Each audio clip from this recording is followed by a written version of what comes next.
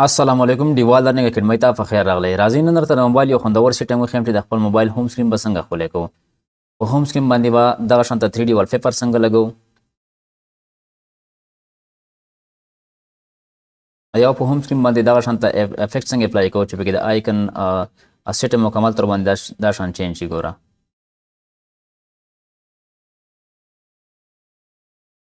یا په موبایل په هوم سکرین باندې فلوټینګ افیکټ څنګه اپلای کوو چې آیکن پکې فلوټ کیږي دا شان. ګوره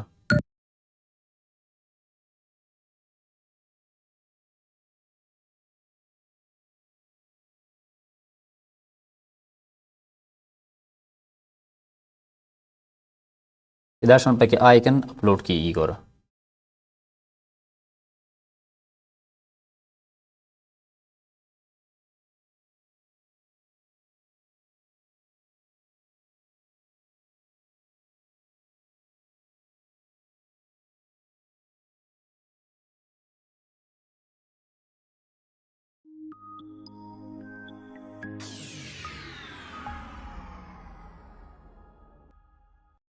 په مخکې د دې نه چې مکمل سیټینګ درته وښیم زموږ چینل ډیوال لرننګ اکیډمي سبسکرایب کړئ. که ویډیو مو خوښه شوه نو ویډیو لایک او ملګرو سره ضرور شیر کړئ. د 3D والپیپر دپاره تاسو داسې کار وکړئ چې رابشئ خپل موبایل پلی سټور ته. پلی سټور کې دلته کې به تاسو ولیکئ ویو لایو والپیپر میک 3D.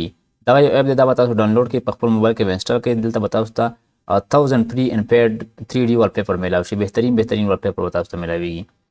دې نه علاوه دا شانته افیکټ راوستلو دپاره به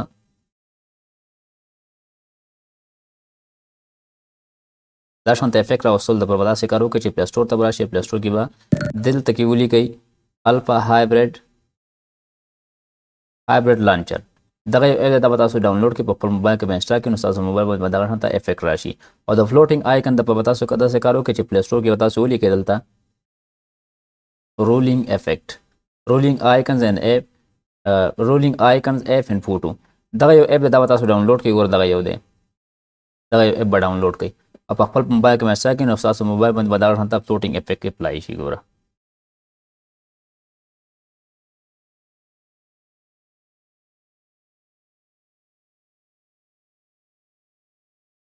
thank you very much.